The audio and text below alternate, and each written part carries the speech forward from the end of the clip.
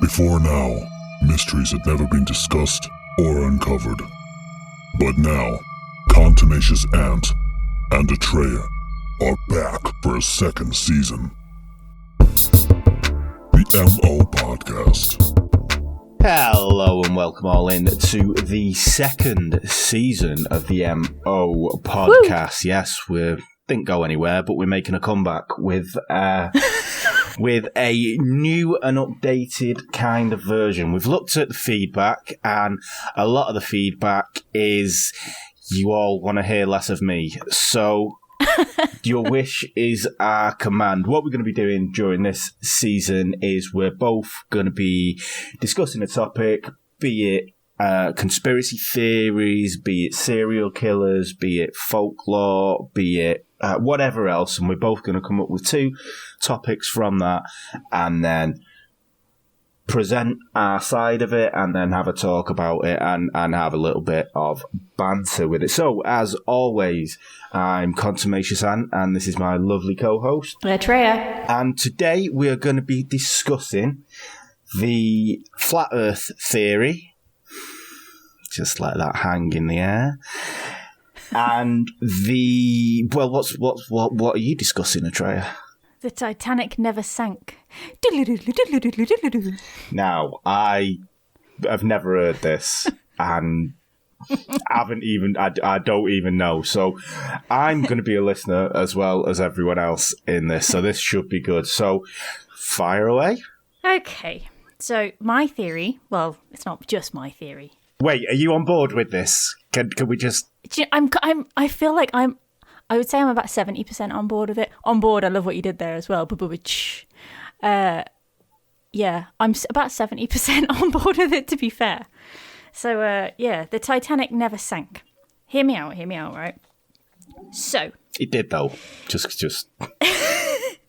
It might not have. It's been seen at the bottom of the ocean, but okay, go on.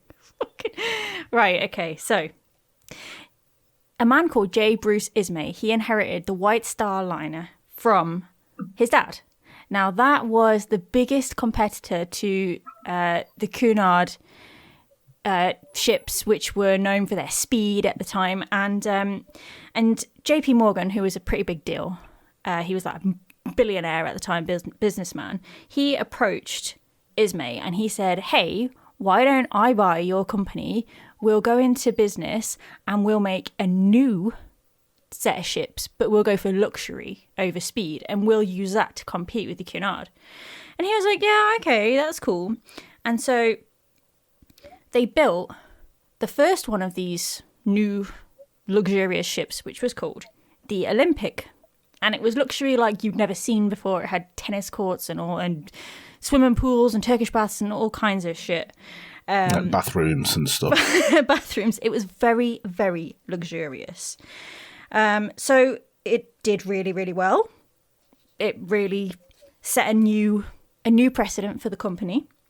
And it was all going well until on its fifth voyage, only its fifth, it smashed into the HMS Hawke. Now, this was in 1911. Now, the HMS Hawke had a big fuck-off ram at the front of the ship, right? I'm going to say, with it being HMS, I think it's been built sturdy. It was really built sturdy. It had a massive big pointy ram on the front of it, which smashed straight into the Olympic. It basically bent the keel and gave the Olympic a permanent list to port. So basically, it was always skew-if. So, what happened was, White Star Line went to the insurance company and went, hey, we may have accidentally crashed our ship. Can we claim on the insurance? And the insurance company went, no, because it was your fault. And they were like, so you're not going to give us any money? And they were like, absolutely not. No. So basically, the ship it wasn't really seaworthy. It was all but a write-off, basically. So they took it back to Ireland for repairs. It was out of action for weeks and it was costing the company like hundreds of thousands, going up towards millions. So they had been building another ship, a sister ship, that was almost identical, called the Titanic. So the theory is, because these two ships were so alike, and actually on a lot of Titanic postcards, it's not even the Titanic, it's a picture of the Olympic, and they were constantly interchangeable. Basically, the only difference between them was the number of windows on B deck, the number of portholes on C deck, and on A deck there was an open deck promenade on the Olympic, whereas on the Titanic they enclosed it all off so that viewers wouldn't get water spray all over their nice new dresses. So that was the only difference. Now, the Titanic never sank theory is that in order to try and recoup some of the millions of pounds of losses, what they did was badly patch up the Olympic and set it away on sale as the Titanic. And what they planned to do is get it into the middle of the ocean and slowly sink it so that it was slow enough so that the passengers could be saved by whoever answered the SOS. Nobody would be hurt, the ship would be sank, and they would go, oh, boo-hoo, insurance companies, the Titanic sank, can we please have our insurance money now? And the insurance companies would go, oh, that's the ship they said was unsinkable. Damn, yes, here you go, here's your payout. And then they would be fine, and they would have two ships, they'd be able to pay for the repairs on the Olympic, they wouldn't have lost out, blah, blah, blah. So, also, there is the theory that JP Morgan had a bit of a, let's say, a bad business relationship with two of the other billionaire bigwigs who happened to be on board the Titanic when it sank, and they both died. Now, JP Morgan was supposed to be on that first voyage, and he had his own purpose-built suite and everything. It was like proper awesome. And he bailed out at the last minute, saying that he had artwork dealings to take care of. Like, That is a flimsy excuse. I mean, isn't it? He could have just said his mum's ill or something, but he went with artwork dealings. Okay. Well, I mean, to be fair, I feel like that one is. I feel like maybe he had planned the sinking, but not to just kill two other billionaires. I don't really think that was. He couldn't guarantee A, that they wouldn't be two of the survivors. B, that they would even go at all. I mean, I think one of them actually only booked his ticket last minute, so I think that one's a bit of a push. But there was a fire in one of the coal bunkers days before the departure, and it was still burning. The fire was still raging as they were sailing. Nobody put it out, and it was fine.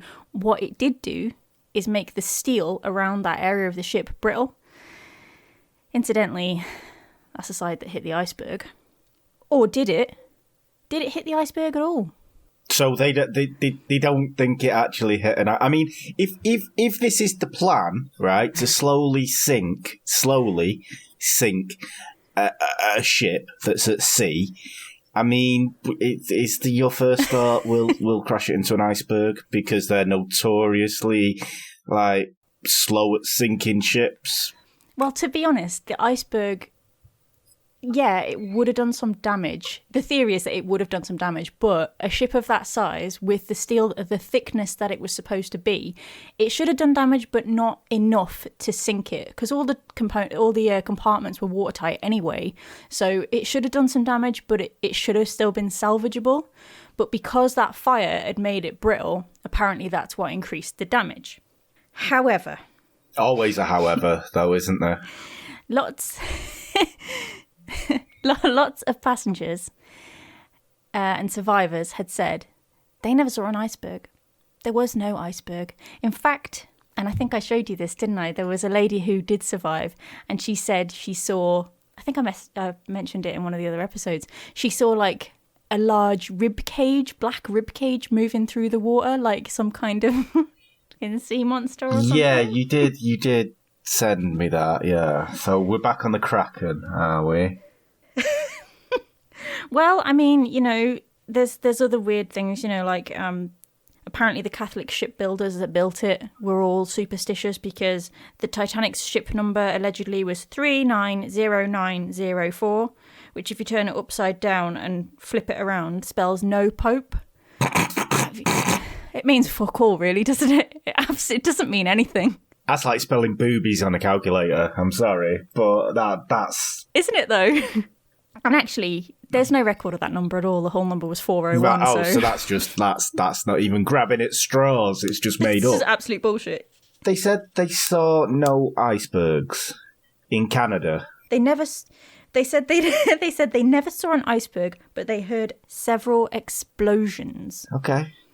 So some people are saying that they deliberately set I don't know, an explosion off in the bottom of the ship that would sink it slowly, but something went horribly wrong and it sank quickly.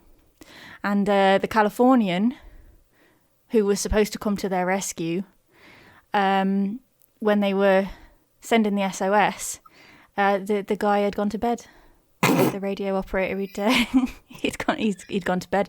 To be fair, though, apparently earlier on in the evening, he was sending messages to the Titanic saying, "I've just had a message come through that there's icebergs ahead, so be careful." And the wireless operator on the Titanic basically went, "Fuck off! I'm trying to communicate with somebody. I'm sending passenger messages here.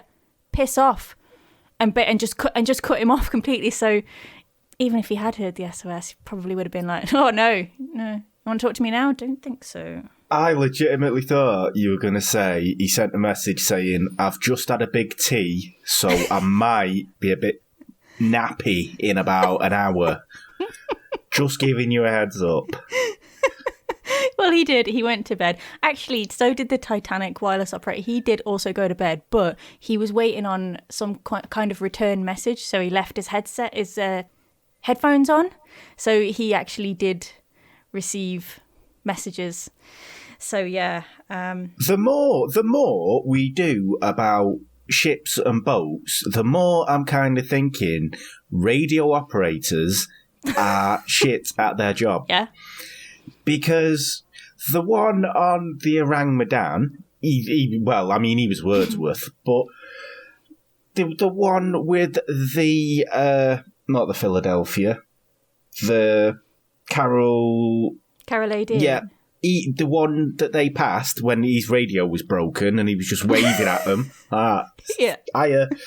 Did they just get minimum wage or something? Did they just pick someone off the street before they set sail and go, you'll do.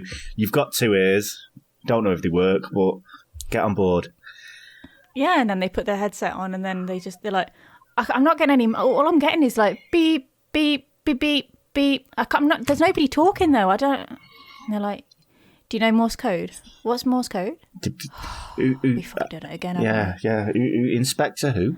I'm getting the shipping forecast, but I can't understand what they're saying. Well, all I will say is that just before the Titanic set sail, it was supposed to be tested for its seaworthiness for 3 days minimum, and it was tested and given the go-ahead in under a half a day. It was hurried through, they didn't want the inspections to show something that would have stopped it from sailing. What, that fire's still going? Yes. That weakened the steel? Yes. And I have been looking at the underwater pictures of the wreck, trying to see if I can see if the portholes are different and the windows are different, to try and see whether or not is it the Olympic? Is it the Titanic? And that would really just solve the mystery once and for all. But unfortunately, there's no fucking picture out there where you can see. It's always I don't want to see the front of the ship. The front of the ship is not the bit that I need to see. I need to look in the windows. I mean, maybe that's why they're the only pictures out there. Exactly. See? 70% on board.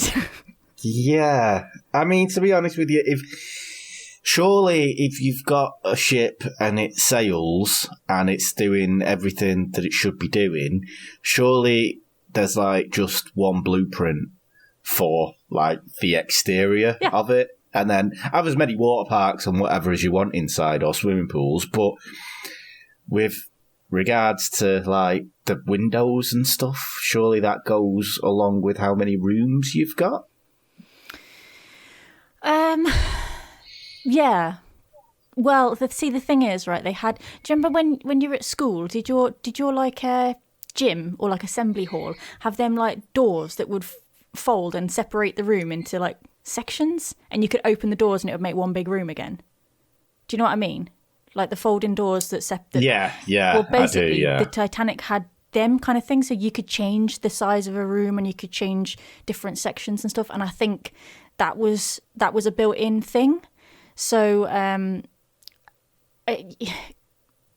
I would say yeah, but that's more interior rather than on the exterior. If you're going with like the portholes and whatnot, I'm sure by our resident fucking boat person, I'll be corrected about this, like I'm corrected about every fucking thing else. But surely on the outside of the boat, that's where the rooms are, so they're looking out. Yeah. So I mean, yeah. What are they like having them in the rooms, and then you can like hear someone snoring next to you? I have no idea. I can't find anything to like say one way or another as to why it was changed, other than, you know, the promenade deck was changed to be enclosed instead of open. But obviously, you're not really gonna see that on the wreck because, you know, glass is not going to be there anymore. Yeah. I mean, I'll be honest with you, I know very little about the Titanic. I mean, it would make a really good insurance claim, right? The two ships nearly identical. Everything inside, like the linen, even the napkins in the restaurant and stuff, they were all identical. They just had White Star on them. That's it. Everything was interchangeable. There wasn't a thing that was like different.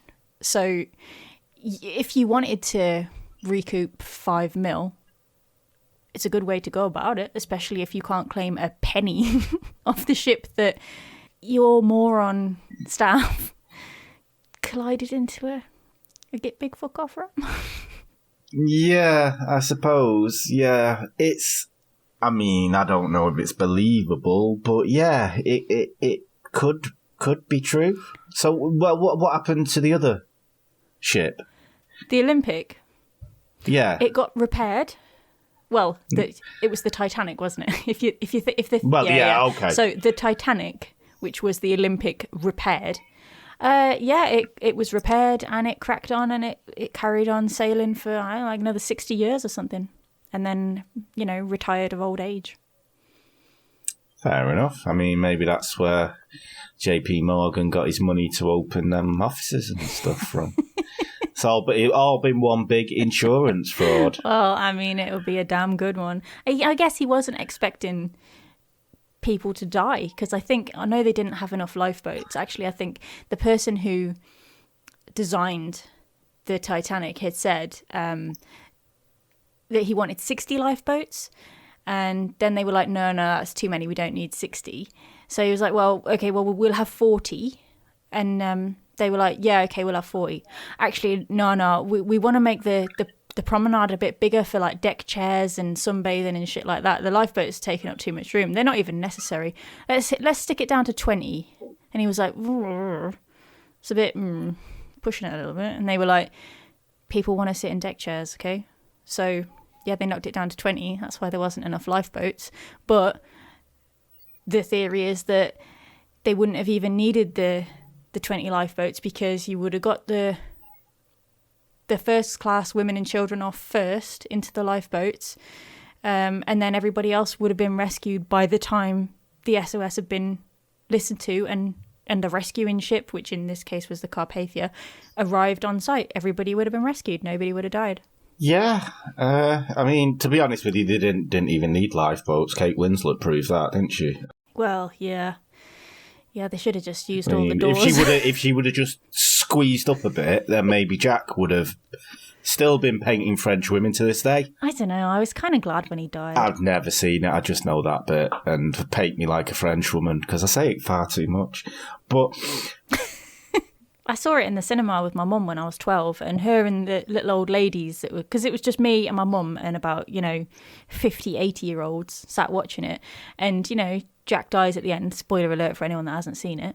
And they were all bawling their eyes out. And I was just kind of like, yes! Thank God. I am so sick of all the kissing and lovey-dovey. I did not come to the cinema to watch a fucking love story. I came to watch what happened to the fucking Titanic. And I was just tutted out by old ladies. And people ask why you do a podcast on serial killers now, 20 years later.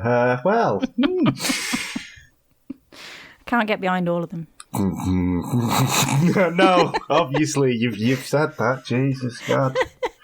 Only a few, which is worrying, but... All right, so now you've ridiculed my theory. What's yours, Mr. Flat Earther?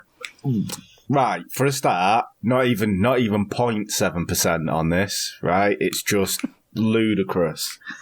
But I'm not going to have a go at the people.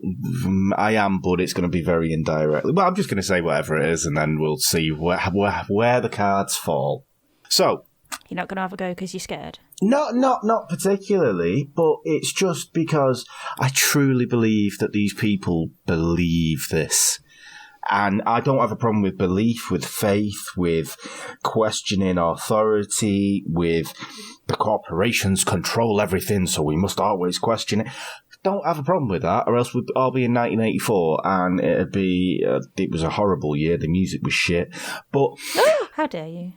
It's just the kind of mentality that these people have towards it. I mean, I'm not going to talk about the science because I am super unqualified to talk about that.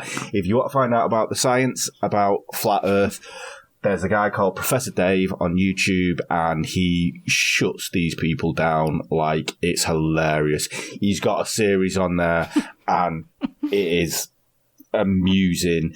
And some people in the flat Earth kind of had a right to reply to him, but they didn't ask him on, so he just went through and debunked everything they said.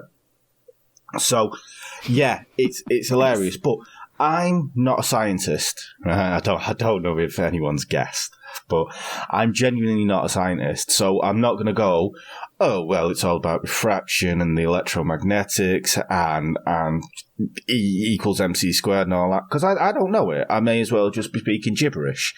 Now, to a flat earther who hears that goes, well, you can't talk about the science because you don't know. But then my retort to that is, then you explain to me how you were going to fire out 200 steaks in a 2-hour period on a Saturday night under shitload of pressure. I'll talk about that. I'll do that all day because I'm a chef and it's what I do. So I can talk about that with authority, and I can do it because I've been doing it for 20 years. Whereas I'm not a scientist, so I'm not going to go, it's all about this, because I don't know about it. What I'm going to talk about is how is just the mentality of it.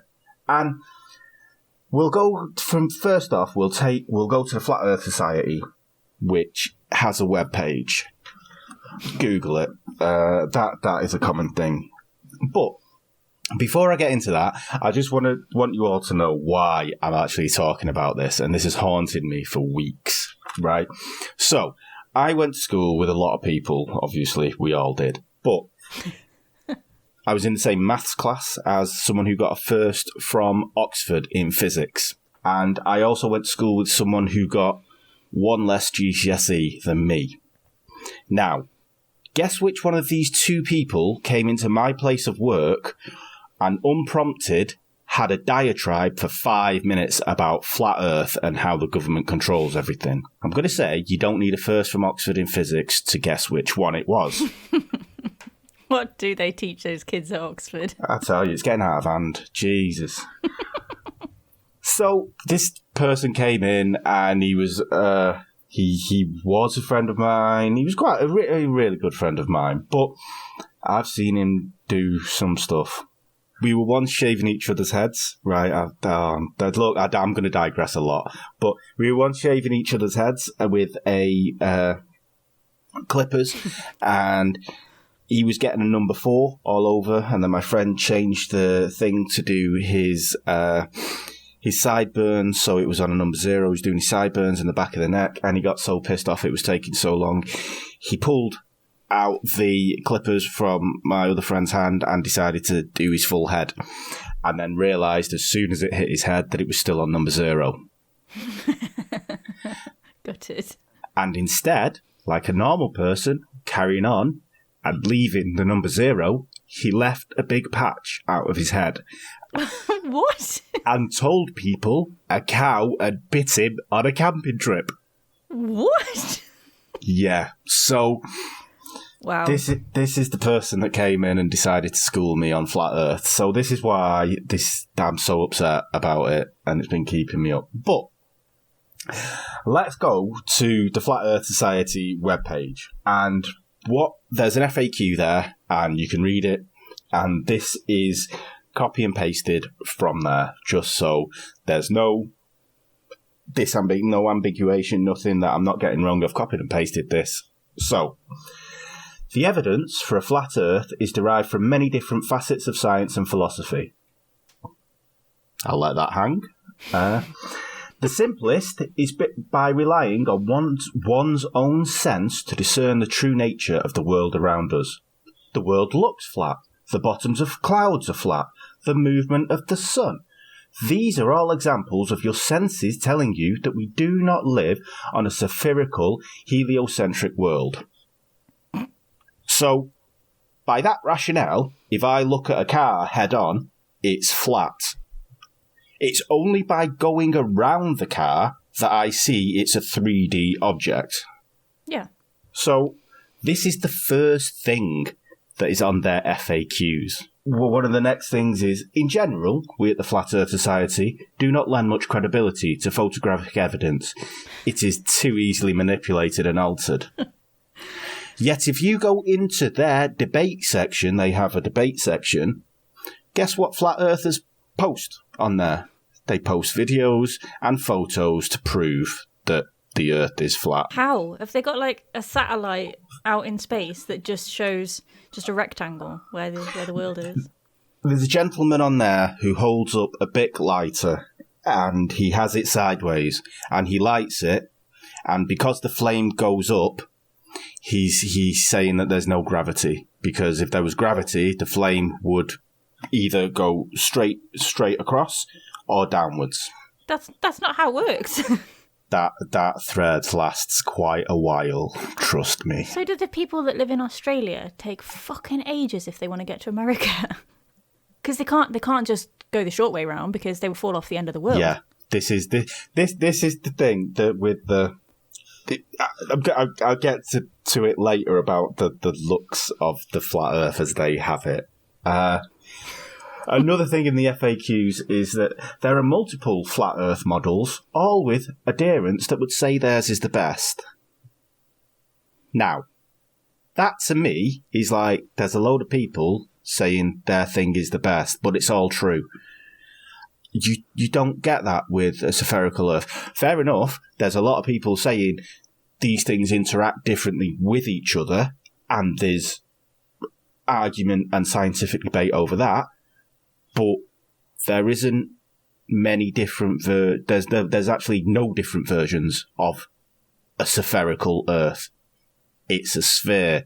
Everyone in science agrees on that. It's either a sphere, it's a globe, it's kind of a stretched out globe kind of thing, but yeah, it's a fucking globe. Yes. Whereas the flat Earth people have multiple different ideas. One of the other things on there is... Why are other planets round? And I kid you not, this is what it says. Because they're not Earth. The fuck is that kind of argument? What? How egocentric do you have to be to go, well, it's not us. It's not us.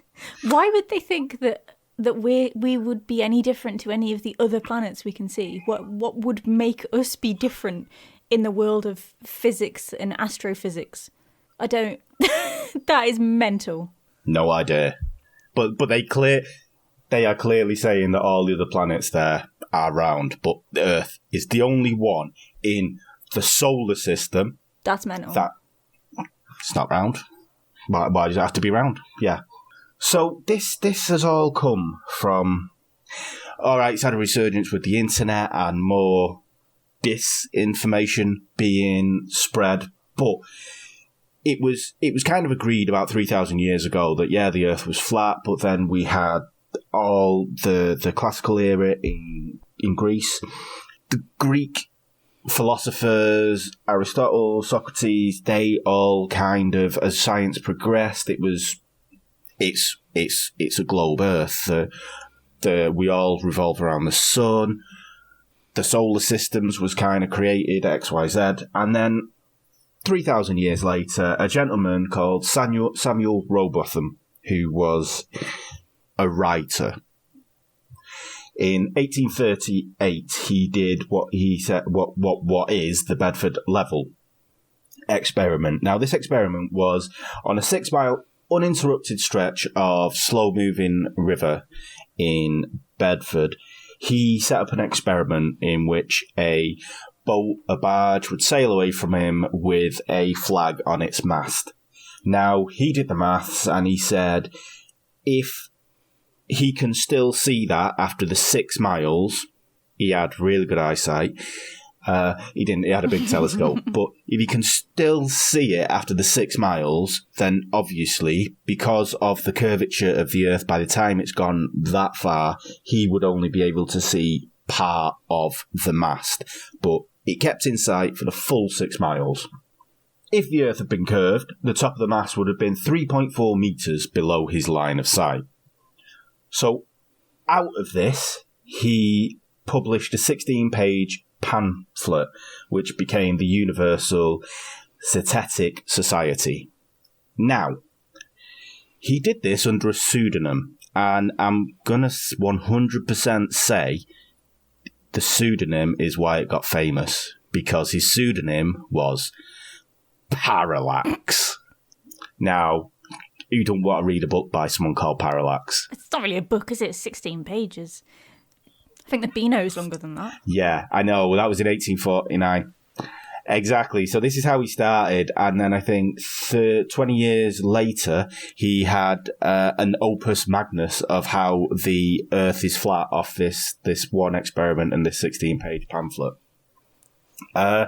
In 1864, he performed the Plymouth Hoe experiment, which... Well, I know, yeah. The only reason I put it in, because it was Plymouth Hoe. But he was challenged by Richard A. Proctor, who was an astronomer. So he kind of knew something. He didn't just write about stuff. He actually looked at shit and, And it was said that Eddystone Lighthouse, which was 14 miles out, only the lantern would be visible from the beach where they were. So, they got the telescope out, had a look, and only half the lantern was actually visible when it was viewed through a telescope. And somehow, Rowbotham claimed this as the Earth being flat. How? Does that not prove the opposite? I really don't know, because it's kind of the Trumpism and the kind of that kind of rhetoric. If you're not 100% correct, then you're 100% wrong. That guy's a jerk. Yeah, exactly. But this is how it became popular, because half the crowd there that day actually walked away having different views and ideas on a spherical Earth and the solar system, just because they were more right than, like, the astronomer, Richard A. Proctor, was more right than he should have been, yet Rowbotham somehow managed to spin it to his direction. I just don't get that. Yeah. Oh, don't worry, it gets better. So, William Carpenter took the flat Earth to America. Now, he was a printer, so obviously he knows all about physics and shit, obviously. And he took this, he moved to Richmond, and he started espousing all this. He took over Rowbotham's mantle. He actually published Rowbotham's Universal Synthetic Society Manifesto, let's call it. And one of his main things that he said was, there are rivers that flow for hundreds of miles towards the level of the sea without falling more than a few feet. Notably the Nile, which in 1,000 miles falls but a foot.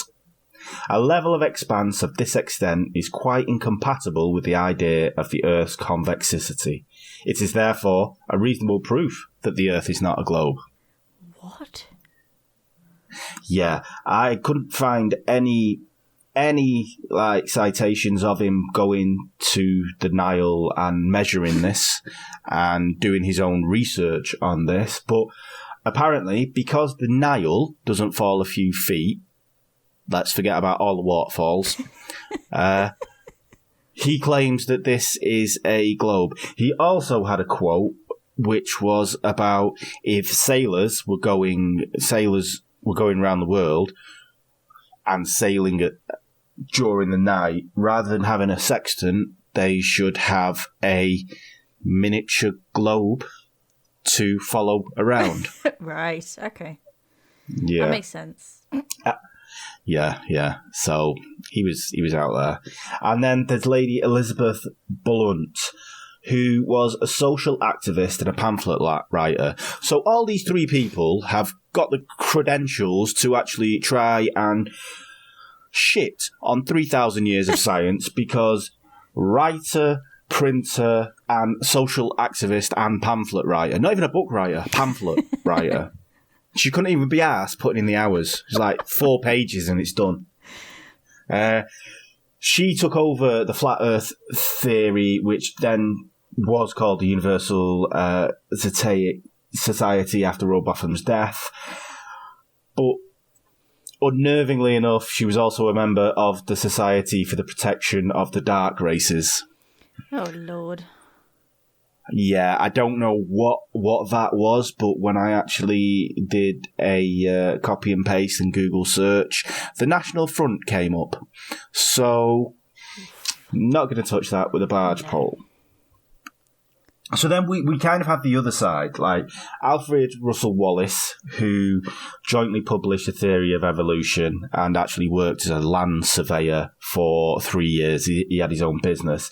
He debunked the Bedford level experiment because he actually took into consideration light refraction.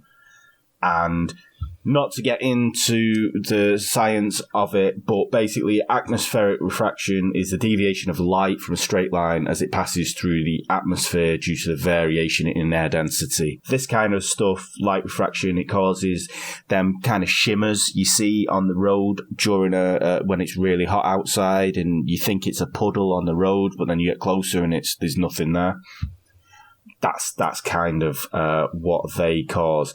I mean, he debunked this, and he had a £500 wager on it with someone who was trying to prove that that flat Earth was the truth. He won the wager according to the judge, but got involved in a litigation and lawsuits, which actually ended up with the other guy being imprisoned for threats to murder Alfred Russel Wallace. So he actually turned around and said it was the worst endeavour that he ever set out upon, and he was kind of shunned in the scientific community because he was a little bit hard up of money, and he wanted to take the bet because he knew it was an easy bet. He knew he could win it, but the scientific community kind of viewed him as someone who was just taking money for old rope kind of thing, and that's what kind of brings the scientific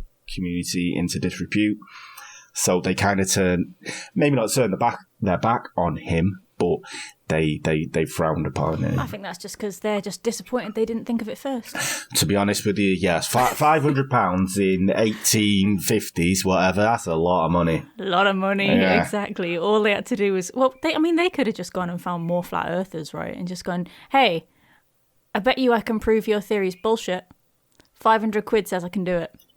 They would have taken them up on it. Could very well have done.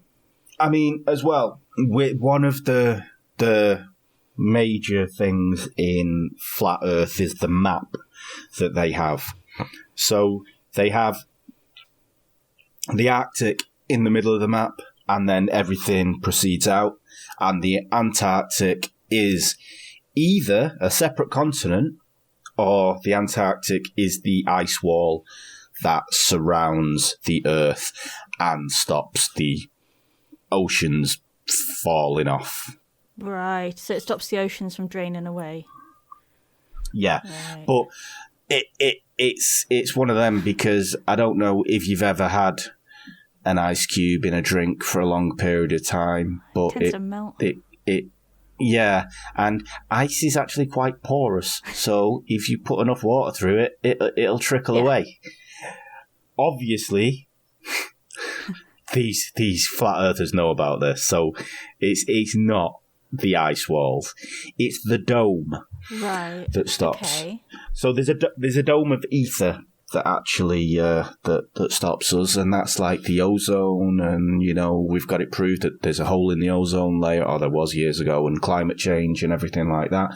But this is the stuff that's stopping the water falling. I have a problem with this. Okay, I mean, I have so many Just problems this. with this. Right, okay. So if they want to prove their theory is right, and people who are normal just want to disprove the flat earth theory, why don't the flat earthers and the normal people both get in two separate boats, set sail at the same time, and go, let's find the end of the fucking world, and just keep sailing until they hit the dome, and then that would just solve it, wouldn't it? Of course so why didn't they do it? But because you see, you forgot about NASA, right? And NASA have people with guns on the ice wall, and they either turn people back at gunpoint, or they take them away to the gulag. Which is why, that's why NASA was created. It wasn't to put man on the moon. It wasn't that 300,000 people took a paycheck from NASA directly or indirectly to put man on the moon. It was to turn people back in rowboats at the ice wall. And the billions that they were spending building rockets and stuff like that, it's all a facade to make it seem real. It is, of course. It was for financial gain of them people, because obviously when you fake a moon landing, it's a lot cheaper than paying all them millions of people.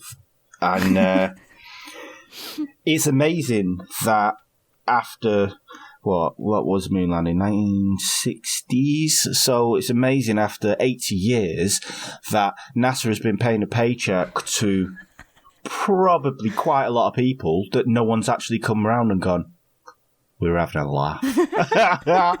Oh, you look so stupid now. Oh, my God. Oh, Area 51? Are you mental? Oh, that's where we do our washing. That's where we do our laundry. Jesus. I don't... I'm usually the tinfoil hat person, but this is just too much even for me.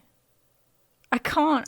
The thing is, as well, is that the Antarctic has been crossed. The first Antarctic crossing was in 1958, and this was by Sir Vivian Fuchs and Sir Edmund Hillary. The guy that climbed Everest and is a pretty big deal in exploration. So they crossed it from tip to tip. They got off at South America end and went over to the Australia end. They crossed it. Borg Olsen, who's a Norwegian, I always have to get a Norwegian in, don't we? He was the first person to cross the Antarctic solo, and it took him 3 months to do it. So what do the flat earthers say about them? That they're just lying? This is it. This is what I don't get. It's what's in it for them. Yeah, exactly. What I think what they would say, I don't want to put words in their mouth, obviously, and I'm not trying to think them, but from what I've read, is that it's for financial profit.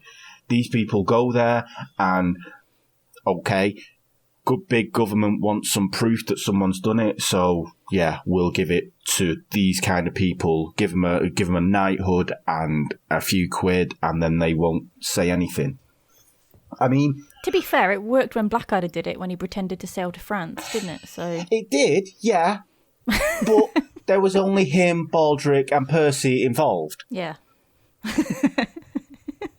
But these thousands, hundreds at least of people involved in these expeditions.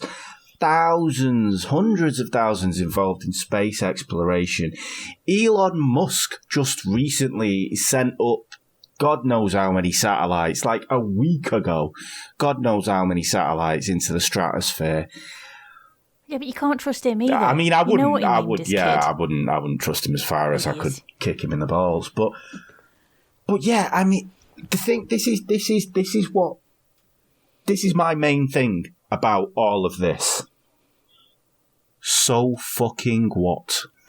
Like, if I woke up tomorrow morning and there was a big breaking news story and the Earth is flat, gravity doesn't exist because they believe the Earth is rising rather than it's pulling us down. I'm not going to start going, oh shit, I'm floating away. Oh my God. Gravity doesn't exist. And do you know what I mean? I'm not going to start having a Willy Wonka effect and start floating around because gravity doesn't exist. I'm not going to start changing my plans of going to the southern hemisphere on a plane to visit my wife's family in Brazil, which I've done many times previously. None of it's going to fucking change for me. Do you know what I mean? No, yeah, definitely. I mean, to be fair, it would be a massive change for me because I'd be so fucked off that I was wrong all these years. God damn it! How could I have not seen that the Earth is flat? This whole time. But yeah, that's it. I don't understand what the point is. And there was a flat Earth person called Mike Hughes, and he lost his life trying to prove that the Earth was flat. I'm not going to go into what happened, but he thought he could build a rocket and he couldn't. Wow. Yeah. So what? Why are you? What? I get. Like, yeah, we've got to question everything. Nothing's what you believe in, like the blue pill, the Matrix, and all that shit. But how the fuck is it gonna affect your day-to-day life? And why do you give a shit? Yeah, I mean, you know what I mean. I've not been to the pub for a year. I've got bigger fish to fry, son. You know. Yeah, you've got your alcoholism to contend with. Exactly. I mean, but this is the mentality. I think that these people truly, truly believe that the government is withholding this information from them for whatever reason. How is why would they? A plane ticket's going to get cheaper if we find out the Earth's flat. Is that what the government's coining in on? Because they're saying it's a globe, so you have to go further, therefore petrol's more. But if it was flat, it'd be cheaper. Well, you would assume if it was flat, it would be more expensive. Well, that's it. You'd have to fly further, yeah. So then you would surely want to cash in on that. Okay, so originally, back in the olden days of the pirates, we all thought that the world was flat.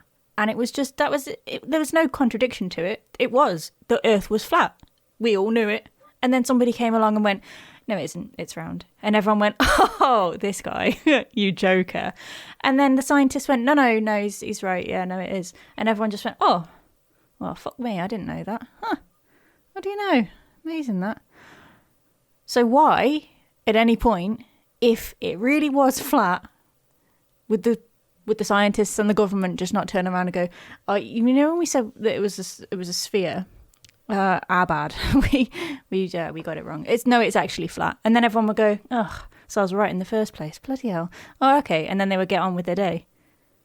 There's no point in holding back the information ever. Yeah, exactly. I don't understand how it is going to affect. Oh, obviously, I'm not an economist or a scientist, as I said, but I don't understand how the way we are living our lives as we are living it now. All right, maybe not now, but a year ago, pre-COVID, pre-pandemic, how we were living our lives. Is this going to go? Well, there you go. Yeah. You know, is this going to be a blue pill moment or whatever pill it fucking is? I don't know. Fucking took a lot of pills, but do you know what I mean? And Yes. then we'll go, Yeah. Granted, if it was, and then you go, well, what are the government lying about to us now about? And it's like, well, they lied about the Iraq war, so they're fucking liars. We know this. We do. Do you know what I mean? But I guess, it's not like... You know, like when originally, like, you know, when, I don't know, you break your partner's favourite cup or something, and you think, I should tell them, but they're going to be so mad. So then you leave it, and then they're like, where's my cup? And you're like, I don't know, you must have put it down somewhere. And then they check and they haven't put it down anywhere, and then it's, I think maybe it's one of the neighbours borrowed it. And then 6 weeks later, it's too late to tell the truth. Do you know what I mean? The lie's gone too far. It's a bit like this, isn't it? Now they can't, even if it was flat, the government can't turn around and go, we've been lying to you this whole time. Hundreds and hundreds of years we've been lying to you. Soz. Because it's gone too far now. No, because obviously governments change. So they're just gonna, we blame the government in the 1700s for not telling you the truth sooner. Fucking Boris has blamed everyone but himself. He's even blamed past Boris about what future Boris is going to do. So, I mean, I don't really think there's anything that they won't kind of... If I'm not going to say one side of politics is better than the other, but stuff, like when new governments come in, they go, that as Biden's done, he just goes, the other guy's ideas were a load of bullshit, so I'm going to get rid of them all right now. Watch me. And wasn't wrong. Well, exactly. He's done more in a week than he did in 4 years. But I'm not going to say, like, he's going to come in and go, oh, well, yeah, the Earth's flat and it's all Trump's fault. I'm not under any delusion about saying that. But I think I kind of get that idea of, yeah, it's been too long to write the lie. But that's from an individualistic point of view. It's not from a collective point of view, if you know what I mean. Yeah. But the Earth isn't flat, so we don't need that kind of... It doesn't matter. Yeah. I just don't understand how it's all, everything's interconnected. And one of the things as well is that what flat earthers say is that the government decides what you're taught at school. And this is why we're all taught from the same kind of hymn book. You know, we're all taught about history and this, that, and the other. But I was unlucky enough to go to two different schools. Well, I went to a few, but I went to a Roman Catholic school, which was not government affiliated in any way, shape or form. And the governors chose what we were taught. I had so many hours of religious education. I would imagine that. Every week. Standard. Mm-hmm. And then when I moved to a state school, I had no hours of religious education.